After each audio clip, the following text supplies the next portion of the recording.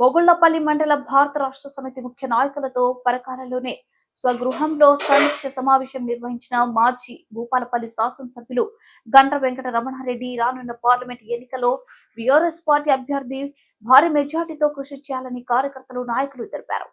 ఈ కార్యక్రమంలో మండల పార్టీ అధ్యక్షుడు ఎంపీపీ జెడ్పీటీసీ మాజీ మార్కెట్ చైర్మన్ సొసైటీ చైర్మన్ మాజీ సర్పంచ్లు గ్రామ శాఖ అధ్యక్షులు బీఆర్ఎస్ సీనియర్ నాయకులు పాల్గొన్నారు.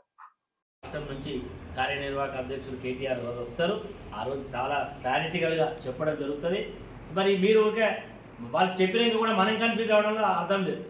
వాళ్ళు క్లారిటీగా చెప్పిన తర్వాత కూడా అనుమానపడాల్సిన అవసరం లేదు. నేనే ముసలోని కాదు, లేదా నడశక్తి లేనివాడిని కాదు, శక్తి ఉన్నది.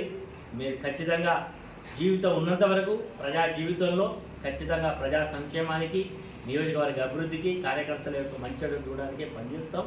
కాబట్టి ఎవరు కూడా దీని మీద అనుమానం అవసరం లేదు. ఖచ్చితంగా కలిసికట్టుకు ముందుకు పోదాం. ఈ నియోజకవర్గంలో రాష్ట్రంలో తిరిగి బీఆర్ఎస్ జెండా ఎగిరే వరకు కూడా మనందరం కూడా కలిసికట్టుగా పనిచేద్దాం. స్థానికంగా నేను అందరం కూడా పనిచేసినామనేటువంటి భావనతోటే మనకు ఓటమి ఉండదు, ఖచ్చితంగా గెలుస్తామనేటువంటి ఒక విశ్వాసంతో ముందుకు పోయినాం. ప్రజల్లో ఉండేటువంటి వ్యతిరేకతను మనం పసిగట్టడంలో విఫలం చెందినాం.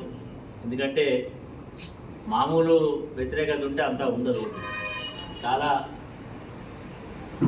ఉమ్మనంగా ప్రజలు కూడా చాలా మనతో ఉన్నట్టుగానే, ఎక్కడ వ్యతిరేకత లేనట్టుగానే చూపెడుతూనే ఓట్ల రూపంలో చూపెట్టడం జరిగింది.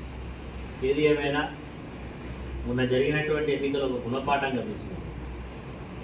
మళ్ళీ ఎన్నికలు వస్తున్నాయి, పార్లమెంటుకి ఎన్నికలు వస్తున్నాయి. పార్లమెంట్ ఎన్నికలు అయిన తర్వాత జెడ్పీటీసీ ఉంటాయి, ఎంపీపీ ఉంటుంది, సర్పంచులు ఉంటారు, పిఎస్సిఎస్ చైర్మన్ ఉంటుంది, ఇవన్నీ కూడా ఉంటాయి. కాబట్టి అవి మీరు అన్నీ కావాల్సిన ఎన్నికలు. మీలో వాళ్ళు ఎంపీపీ అవుతారు, మీలో వాళ్ళు జెడ్పీటీసీ అవుతారు, మీలో వాళ్ళు పిఎస్సి చైర్మన్ అవుతారు, వీళ్ళలో సర్పంచ్ అవుతారు, ఉప సర్పంచ్ అవుతారు, వాళ్ళు వార్డు సభ్యులు అవుతారు. కాబట్టి మనందరం కూడా వ్యవసాయం చేస్తున్నారు. ఒక పూట కాలం పోయిందనో లేకపోతే వరి మూలిగిందనో కొడుకుల కిందే కదా, మళ్ళా ఒక పంట పోతే మరొక పంట పెట్టు. కాబట్టి ఈ ఎలక్షన్లు ఓడిపోయిందని నిరాశపడకుండా జరగబోయేటువంటి ఎన్నికలకు సమాయత్తం కావడం కొరకే ఈ సమావేశం పెట్టడం జరిగింది.